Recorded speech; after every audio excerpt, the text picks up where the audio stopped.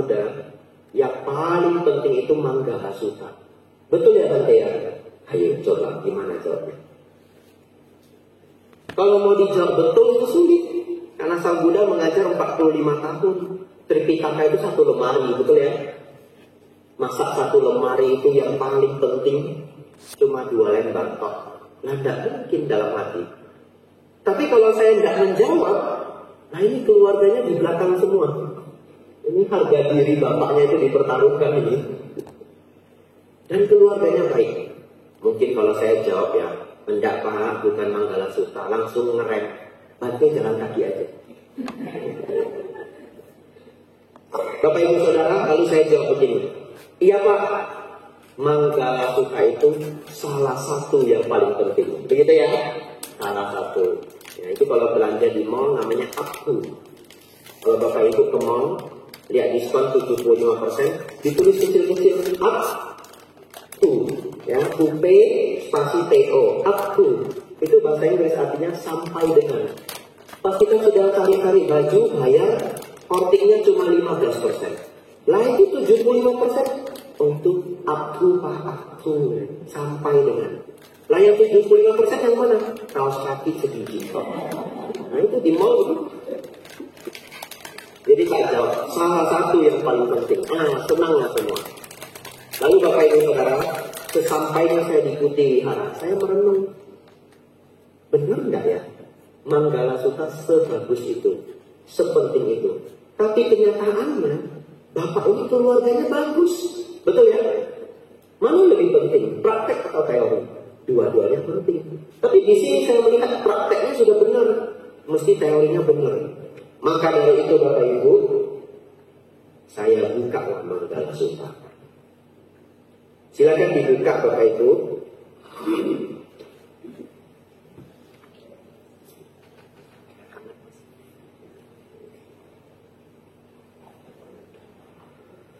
Nah, kalau buku besar halaman 78, 79. Kalau buku kecil sepertinya semua sudah buku besar ya. Bapak Ibu Saudara, mari kita telaah sutta ini pelan-pelan. Apakah benar sutta ini sebagus itu?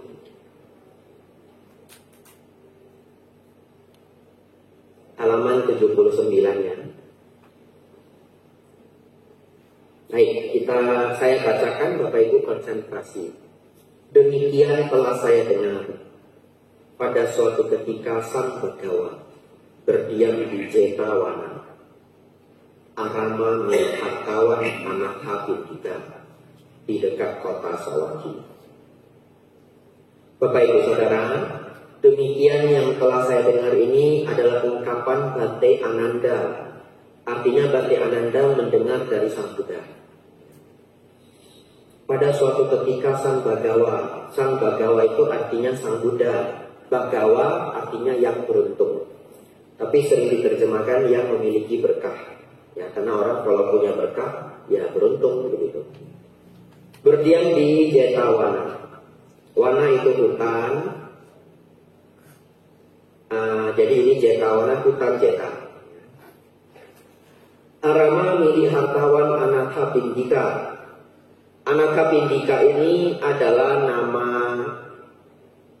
alias ya, atau bahasa Inggrisnya nickname, nama alias, bukan nama asli ya. Jadi Anatha itu artinya an itu tanpa atau tidak, atha itu rumah. Jadi Anatha artinya yang tanpa rumah. Pindika artinya pemimpin. Jadi Anatha Pindika ini artinya pemimpin mereka yang tanpa rumah. Karena hartawan Anatha Pindika ini dia yang melindungi orang-orang tunawisma di daerahnya. Di dekat kota Sawaki. Ya, kota Sawaki ini sampai hari ini masih ada. Kalau Bapak Ibu Damayatra ke India akan mendatangi kota ini. Saat itulah sesosok dewa ketika hari menjelang pagi dengan bercahaya cemerlang menerangi seluruh Jetavana mengunjungi Sang Bagawa. Ya Bapak Ibu Saudara, ingat paragraf ini, Sang Buddha itu didatangi oleh dewa, bukan manusia. Jadi nanti yang bertanya adalah seorang dewa.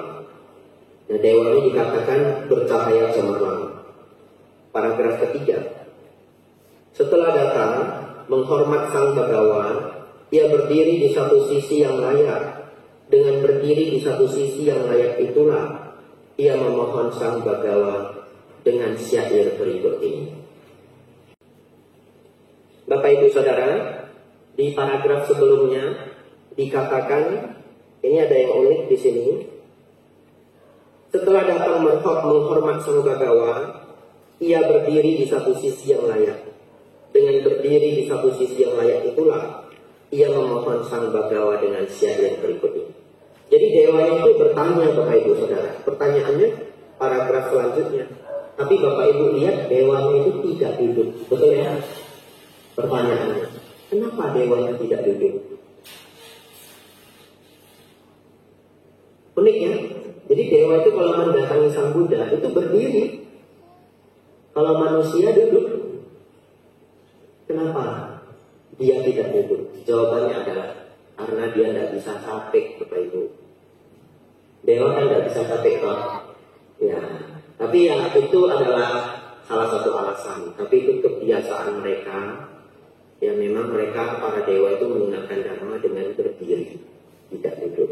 Tapi opini saya, karena mereka tidak bisa capek. Ya. Kalau Bapak Ibu tidak bisa capek, mungkin mendengarkan dharma berdiri juga. Dan uniknya, orang Sri Lanka itu sangat sering berdiri. Jadi di Singapura, ada umat yang pergi ke Singapura, kemudian nyari wihara Theravada, ketemu. Lalu dia ikut chanting. Semua orang chantingnya berdiri, ya, karena wihara Sri Lanka. Kemudian uniknya lagi, kalau orang Sri Lanka dana makan, mereka itu berdiri nungguin ibunya makan. Kenapa begini? Karena di Sri Lanka itu cara dana makannya berbeda. Dulu sepertinya sudah pernah saya sampaikan, tapi saya sampaikan lagi. Kalau di kita kan makanan sudah disiapkan, kemudian diserahkan. Ya. Orang Sri Lanka itu, satu orang megang satu lauk.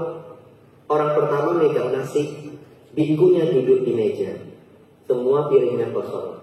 Jadi yang bawa nasi itu maju duluan. Nah, kemudian menyerahkan nasi langsung ke piring. Ya, jadi seperti pindah patah kecil-kecilan, tapi ini pakai piring. Satu ketika biku Indonesia pergi ke Sri Lanka, ini kisah beneran. Lalu umatnya itu ngasih nasi, ya, 1 sendok, 2, 3, 4, 5, 6, 7, sampai menggunung. Lalu bante Indonesia ini mikir, makan di sini nasinya sebanyak ini. Terus orang Sri Lankanya mikir juga, biku dari Indonesia makannya sebanyak ini, gitu. Tahu kenapa? Ternyata di sana itu umat berdana, bikunya nyetop. Kalau dirasa sudah cukup, bikunya ini nutup piringnya gini. Nanti dia kasih ke bante sebelah. Jadi itu tekniknya. Lalu Bapak Ibu Saudara, di Jogja, di Mendut, setiap 1 bulan sekali, 2 bulan sekali, tapi saya tidak selalu ketemu karena saya pembinaan.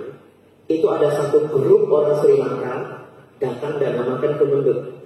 Kadang 10 orang, kadang 7 orang, pernah 15 orang. Ada yang bisa bahasa Indonesia, ada yang tidak bisa. Lalu Bapak Ibu Saudara, kalau kita makan, itu orang Sri Lanka semuanya berdiri di samping meja itu. Lihatin saya dulu. Jadi makan harus kuat mental. Dilihatin begini. Kalau ada Bante Panyawaro, saya seneng. Mereka lihatnya Bante Panyawaro. Nah, lupa sama saya.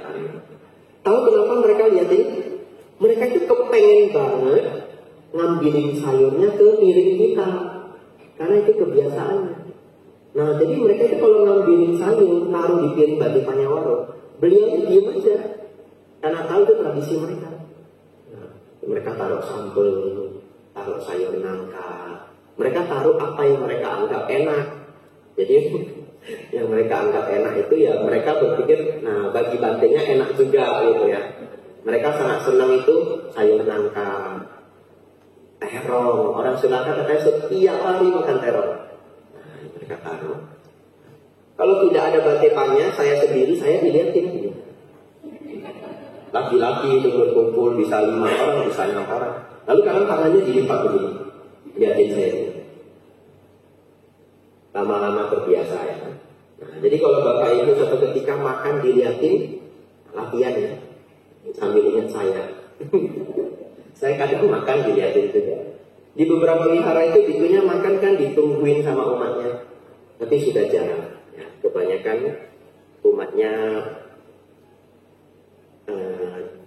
ke tempat yang lainnya. Bapak Ibu Saudara, mari kita lanjutkan. Banyak dewa dan manusia yang mengharapkan kebahagiaan, mempersoalkan tentang berkah. Mohon uraikan apa berkah bersama itu. Jadi Bapak Ibu Saudara, dewa ini malahan bertanya ke Sang Buddha, "Oh Sang Buddha, sebenarnya yang dikatakan berkah itu apa?" Kenapa begini? Karena kita manusia juga bingung mengenai berkah. Ada orang menganggap kalau punya keris bentuk begini, keris seperti ini bawa berkah.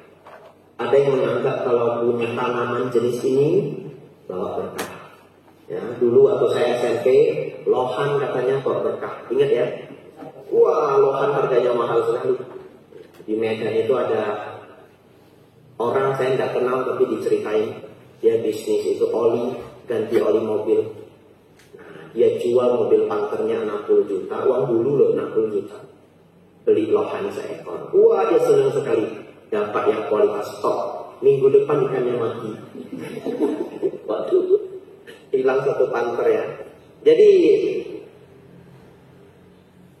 pertanda-pertanda yang kita anggap berkah itu, beda orang, beda pendapat. Ya, ada yang, oh ini tahun naga. Sial saya cocok, saya mesti berkah. Tetapi ada berapa budaya di dunia ini, betul ya? Ada budaya Jawa, budaya Tionghoa, budaya Padang, budaya Aceh. Nanti beda budaya itu pasti beda cerita. Mau ikut yang mana coba? Ya. Kita di Indonesia takut sama kucing hitam. Orang Jepang suka sama kucing hitam. Katanya kucing hitam bawa berkah. Nah, kita takut sama burung hantu. Orang Yunani senang sama burung hantu. Katanya itu lambang kebijaksanaan. Makanya kalau Bapak Ibu jalan-jalan entah kemana, bukan di Indonesia, nanti ketemu orang jual merchandise burung hantu. Di Indonesia enggak itu karena enggak laris. Tapi kalau di luar itu mereka senang burung hantu. Oleh karena itu Bapak Ibu ternyata bukan manusia saja yang bingung, dewa pun bingung. Oleh karena itu mari kita lihat apa petunjuk Sang Buddha mengenai berkah utama itu. Bapak Ibu Saudara, ini totalnya ada 38. 38 inilah disebut Sang Buddha sebagai berkah yang paling tinggi. Yang pertama, tidak bergaul dengan orang-orang dungu. Bergaul dengan para bijaksanawan. Memuja yang patut dipuja. Itulah berkah utama. Dungu itu apa? Dalam Dhamma, dungu itu adalah satu, tidak dermawan, yang kedua, tidak bermoral. Jadi Sang Buddha meminta kita, kalau ketemu orang tidak bermoral dan tidak dermawan, jauhi. Kata Sang Buddha ya. Terus, sebenarnya dungu dalam Dhamma itu adalah Pancasila. Kalau dia tidak merawat 5 sila, kita katakan dungu. Tapi kita tinggal di Indonesia kan teman kita tidak hanya Buddhis saja, betul ya? Teman kita dari berbagai macam agama. Oleh karena itu kita ganti menjadi yang tidak bermoral. Oleh karena itu Bapak Ibu Saudara, kalau Bapak Ibu punya teman, punya kenalan, dan Bapak Ibu mendengar dia menipu orang, tapi bukan menipu kita. Dia bisnisnya atau dia dagang atau dia kerja, nipu bos atau nipu kliennya, bukan nipu kita. Secara dharma, orang seperti itu pun kita sudah harus menjauhi. Kenapa? Karena dia sudah tidak bermoral. Mungkin hari ini dia menipu orang lain. Besok mungkin kita yang ditipu. Ya. Dan sebagai sedikit pencerahan, coba Bapak Ibu renungkannya. Kalau kita mendengar kisah-kisah orang yang ditipu dalam jumlah yang sangat besar, biasanya ditipu orang yang dikenal atau tidak dikenal? Kenal ya? Nah, Lalu mereka akan bilang, ternyata saya sudah kenal 10 tahun, kok dia tega ya? Begitu ya? Nah, sebenarnya Sang Buddha sudah kasih rumusnya. Selama Anda bergaul, kalau Anda melihat dia memang sudah beberapa kali berbuat jahat, walaupun bukan jahat ke kita, secara manggala sutta, kita sudah mesti mundur. Ya. Lalu, tidak dermawan. Tidak dermawan ciri-cirinya apa? Saya memberi ciri-ciri yang paling basic, yang sudah paling dasar. Kalau orangnya pelit, tidak dermawan ke teman, ke komunitas, ya sudahlah.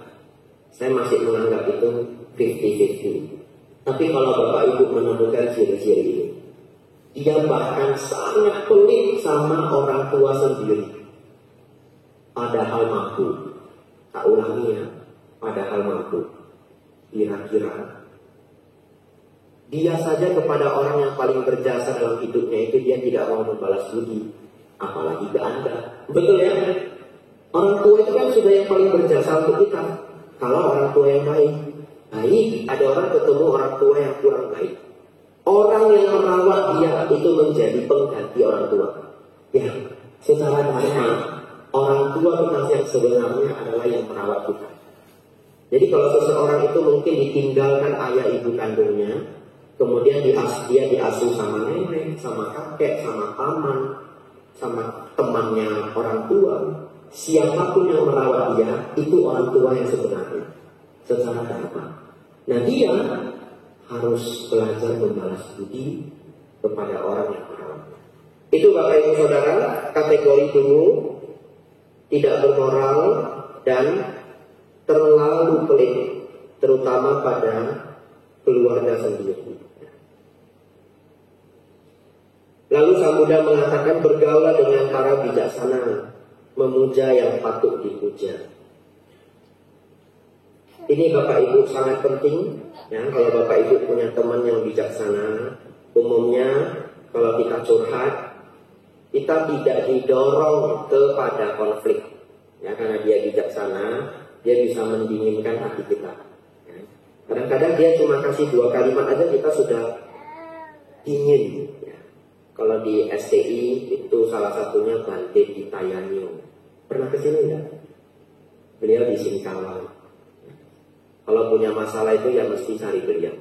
Beliau itu bisa ngasih 1-2 kalimat aja, kita udah dingin. Itu kelebihan beliau ya. Yang mana Bante? Nah nanti cari di Google ya. Bante Ditayanyo.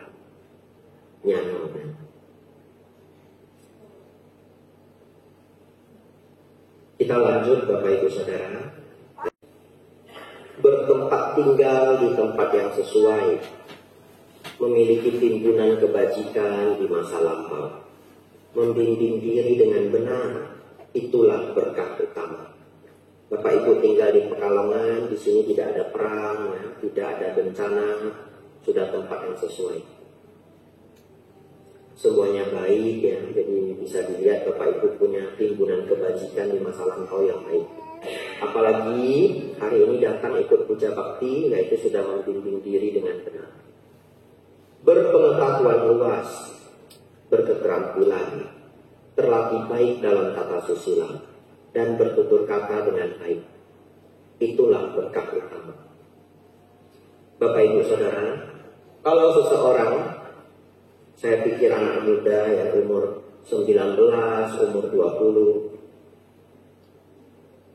dia tahu satu paragraf ini saja, itu sudah hampir menjamin dia akan sukses. Satu paragraf ini tok loh. Coba, perpaduan dari berpengetahuan luas. Artinya dia mau banyak tahu, banyak belajar. Berketerampilan, dia mengembangkan skill.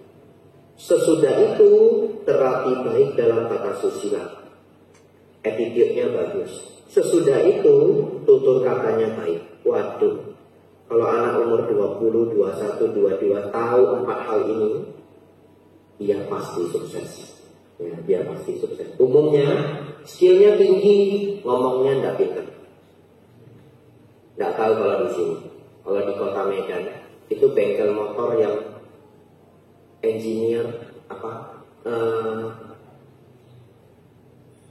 tukang perbaiki motor namanya teknisi ya, mekaniknya itu yang pintar bener. Waduh, diajak ngomong susah karena dia pintar. Ini lama enggak? Ya taruh aja dulu situ, begitu. Bang ini berapa lama dia nanti balik? Belum tahu nih, kerjaan masih banyak begini, belum tahu. Tapi mau tidak mau ditungguin, kenapa? Dia pintar. Ya, dia pintar. Tapi orang begini biasanya seumur hidup kerja. Karena untuk jadi bos harus punya pelanggan sendiri, ngomongnya harus lembut. Betul ya? Sudah pintar harus lembut. Susah memang. Nah ini berkah utama. Sudah pintar benar, ngomongnya nyaman lagi. Bang ini berapa jam lagi siap? Oh ya paling 2 jam, nanti ya balik dulu boleh, 2 jam lagi ke sini. Padahal dia pintar sekali. Attitude-nya baik. Sudah selesai di telepon. Bang ini sudah selesai, ambil aja sini. Jangan. Oh, teknisi di kota Medan itu jarang. Di Pekalongan saya nggak tahu. Ya. Tapi ada kadang muncul sudah pintar, pengetahuan banyak, nggak bohongin orang, kata susila bagus, tutur kata baik. Dia kerja-kerja 2 tahun, 3 tahun aja buka sendiri biasanya. Masuk gang aja laris. Ya. Inilah rahasia kehidupan ya, Sang Buddha memberitahu kita, ya, Bapak Ibu. Manggala Sutta itu ternyata sebagus ini. Lanjut. Membantu ayah dan ibu menunjang anak dan istri dan bekerja dengan sungguh-sungguh, itulah berkah utama. Ya bukan rahasia lagi ya, banyak sekali orang yang berbakti pada ayah dan ibu, ya, juga menyayangi anak dan istri, rezekinya lancar ya, itu bukan rahasia lagi. Bahkan ada cerita, ya saya nggak boleh cerita detail ya, nanti orangnya marah. Jadi nggak usah dicari orangnya. Ada seorang laki-laki ribut dengan ayahnya waktu muda. Terus dia pergi jauh, tidak pernah pulang lagi. Dan orang ini sangat pintar. Sangat pintar. Kepintarannya apa saya tidak berani bilang. Nanti terlalu detail ya. Orang yang dengerinnya ada rekaman kasih aja. Pintar. Dia pergi kemana-mana tidak pernah sukses. Sampai satu ketika ada yang bilang, kamu coba minta maaf sama ayahmu. Oh susah, udah berantemnya udah lama. Udah pisah, udah pergi sejauh itu. Udah nggak ketemu mungkin puluhan tahun, entah 15 tahun, 20 tahun, mungkin lebih.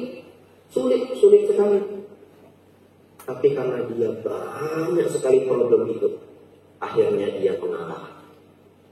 Dia cari cara untuk nelpon ayahnya lagi. Terus, boleh enggak kalau pulang? Ayahnya keras juga, tidak mau jawab. Tidak mau jawab. Yang bantu sama tetangga. Ya sudah, anak sendiri. Gimana pun ya darah daging sendiri. Akhirnya ayahnya mau. Ya udah pulang. Terus dia pulang. Akrab lagi sama bapaknya. Sekarang cari duit gampang sekali. Tokonya laris benar. Dan dia sangat sayang orang tuanya. Nah, jadi ini sedikit ceritanya. Ada yang mengalami seperti itu. Jadi Bapak Ibu Saudara, membantu ayah dan ibu, menunjang anak dan istri, bekerja dengan sungguh-sungguh, itu benar-benar adalah berkah utama. Lanjut Bapak Ibu, berdana. Berdana artinya memberi, ya. Memberi waktu, memberi materi, memberi dhamma, memberi tenaga, memberi perhatian, melakukan kebajikan, menyokong sanak saudara, dan tidak melakukan pekerjaan tercela. Itulah berkah utama. Menjauhi, menghindari perbuatan buruk, menahan diri dari minuman keras, dan tak lengah melaksanakan dhamma. Itulah berkah utama. Terutama minuman keras Bapak Ibu. Ya, tapi di sini tidak banyak anak muda. Ya, kalau banyak anak muda biasanya saya ingetin, ya jangan ketergantungan alkohol, itu sangat adiktif. Saya kuliah psikologi itu salah satu mata pelajarannya itu adalah adiktif. Ya, jadi mempelajari zat-zat adiktif itu bagian dari perkuliahan psikologi. Salah satu yang paling berat itu adalah alkohol. Jadi saya menonton cukup banyak testimoni orang yang adiktif alkohol tapi pengen berhenti. Dan di barat itu kalau minum alkohol parah sekali. Kenapa? Karena mereka bisa bawa kemana-mana itu. Termos kecil itu ya, yang dari besi itu. Kalau di sini kan nggak ada, jarang. Kalau orang mungkin dia senang mabuk, dia mabuknya di rumah. Tapi kalau di barat itu parah loh. Sampai taruh di mobil, simpen-simpen bawa ke kantor, sembunyi-sembunyi minumnya. Dan kalau bukan di kantor ya di bar, di rumah makan itu normal aja. Dia bawa begitu. Jadi badannya itu kemasukan alkohol 24 jam. Sangat sulit berhenti. Sangat sulit berhenti. Karena ibarat darahnya itu saja sudah dibuat dari alkohol. Ya, sangat sulit berhenti. Dan kadang kalau mereka berhenti langsung depresi. Dan ada yang sampai bunuh diri. Karena badannya terkejut. Jadi akhirnya dia mau menghentikan alkohol itu benar-benar harus pelan-pelan. Karena kalau terlalu mendesak tiba-tiba berhenti, dia malahan jadi depresi. Zat kimia di badannya itu tidak seimbang. Tapi kalau pelan-pelan, belum sempat total berhentinya, sudah diajak teman lagi. Atau sudah sempat dapat masalah lagi. Betul ya? Kalau sudah dapat masalah lagi, sudah, tidak usah dipikir ya. Mabuk lagi. Oleh karena itu,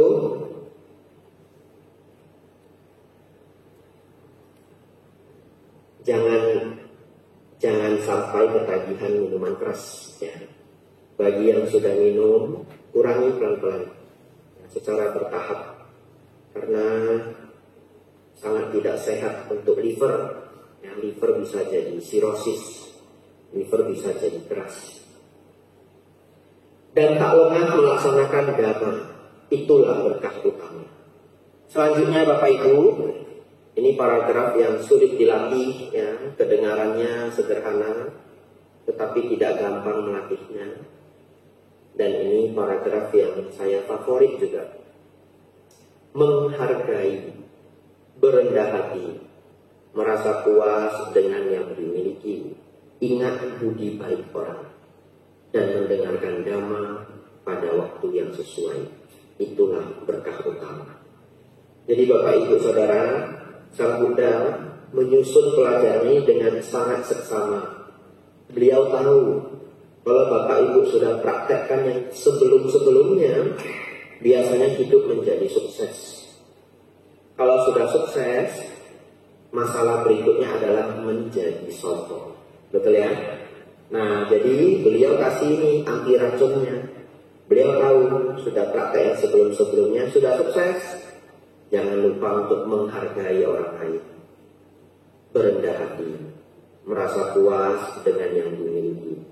Ingat budi baik orang dan mendengarkan dhamma pada waktu yang sesuai. Itulah berkah utama. Lanjut Bapak Ibu, memiliki ketahanan. Ketahanan ini adalah kesabaran. Mudah dinasehati, mengunjungi para petapa, para biku, dan membahas dhamma pada waktu yang sesuai. Itulah berkah utama. Dari poin ini, yang cukup sulit dipelajari adalah mudah dinasehati. Karena umumnya orang kalau dinasehati itu nggak nyaman, ya. Jadi saran saya, kalau Bapak Ibu mendapat nasihat, apalagi orangnya punya kredibilitas yang bagus, artinya orangnya punya pengalaman, punya pengetahuan. Kalau Bapak Ibu sudah dinasehati terus batinnya nggak nyaman, panas, saran saya diam dulu. Jangan menolak nasihatnya, diam dulu. Ya, atau nafas masuk, nafas keluar. Ya. Nanti sudah setengah hari kan keselnya sudah hilang. Nasihatnya direnungkan. Umumnya nasihat itu benar, umumnya. Ya, jadi kalau pas marah kita diam saja. nanti sudah setengah hari direnungkan. Ya benar juga yang dia bilang. Kalau nggak benar gimana Bante? Ya kalau nggak benar ya sambil lalu saja. Betul ya? Jadi dengan begitu kita bisa berkembang. Tiga terakhir Bapak Ibu, ini sudah lebih kepada praktek para pertapa. Namun setiap orang tentu bila belajar Dhamma harus punya cita-cita untuk mencapai kesucian. Jadi ini juga adalah tugas setiap dari kita. Bersemangat dalam mengikis kotoran batin, kilesa, ya, yaitu kemarahan, keserakahan, dan kebodohan batin. Menjalankan hidup suci. Nah, yang belum pernah pabaja nanti boleh coba pabaja. Yang tidak mau pabaja boleh ambil akasila ya di hari uposatha atau hari Minggu ya. Kalau tidak bisa hari uposatha hari Minggu. Kalau tidak kuat juga ya tidak apa-apa ya. Cari satu waktu di mana kita menghabiskan satu hari itu untuk belajar Dhamma, tidak banyak menghabiskan waktu untuk hiburan. Ya, boleh seperti itu. Melihat jelas tempat kebenaran Arya. Nah ini kita sudah pelajari kemarin dan sehari sebelumnya ya. Ya, jadi luar biasa kita bahas ini pas banget. Dan mencapai nibbana, itulah berkah utama. Meski disinggung oleh hal-hal duniawi, batin tak tergoyahkan. Tiada sedih, tanpa noda dan penuh damai. Itulah berkah utama. Nah ini biasanya orang yang sudah banyak praktek Dhamma, dia sudah tidak begitu melekati hal-hal duniawi. Ya, jadi kesedihan dan juga kemelekatan itu sudah sangat berkurang. Setelah melaksanakan hal-hal seperti itu, para dewa dan manusia tak akan terkalahkan dimanapun, mencapai kebahagiaan dimanapun berada. Inilah berkah utama bagi para dewa dan manusia. Bapak Ibu Saudara, setelah saya pelan-pelan membaca 38 berkah Manggala Sutta, saya jadi setuju sama Bapak itu. Ternyata mempraktikkan Manggala Sutta itu sudah yang very best. Kenapa? Ujung-ujungnya mencapai nibbana toh? Coba lihat paragraf ketiga terakhir. Bersemangat dalam mengikis kilesa, menjalankan hidup suci, melihat jelas tempat kebenaran Arya, dan mencapai nibbana. Itulah berkah utama. Berarti kalau seseorang mencapai nibbana, ya lulus. Betul ya? Ya berarti sudah yang tertinggi. Itu artinya ketika Bapak itu mengatakan mempraktekkan Manggala Sutta itu adalah yang terbaik, yang terpenting, tidak keliru. Tapi ternyata setelah saya amati, ini adalah kurikulum. Ini adalah kurikulum. Jadi Sang Buddha itu memberi kita petunjuk setahap demi setahap untuk mencapai tingkat-tingkat yang lebih tinggi. Dimulai dari tidak bergaul sama orang dulu. Step by step. Setelah kita tidak bergaul sama teman jahat, bergaul sama teman baik, orang yang baik, jadinya mau ke wihara. Betul ya? Kalau temannya masih yang nggak benar semua, ya nggak mau ke wihara. Memuja yang patut dipuja. Apa yang patut dipuja? Sang Tirakana. Kemudian semua ini pelan-pelan dipraktekkan mengarah pada kehidupan yang lebih tinggi, dan lebih tinggi. Hanya ini adalah kurikulum.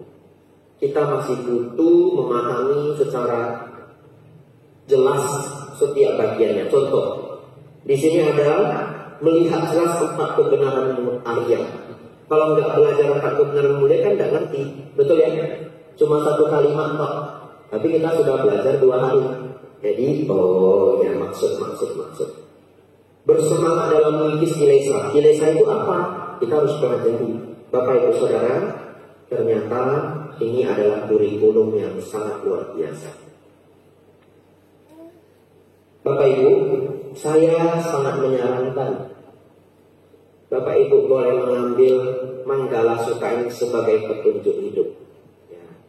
Tidak ada kelirunya dibaca seminggu sekali atau 2 minggu sekali.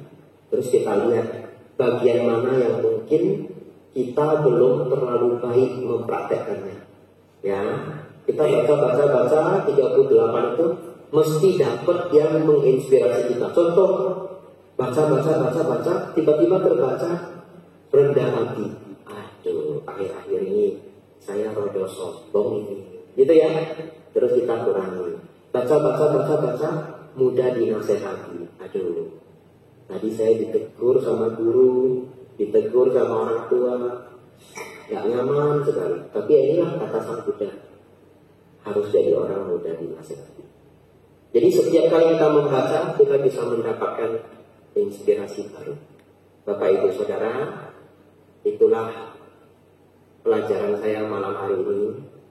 Tidak terlalu panjang karena energi sisa sedikit Bapak Ibu. Harus melawan bakteri di badan ini. Jadi badan saya lagi bertarung ini antara imun dengan patogen. Ya, bahasa kedokterannya patogen.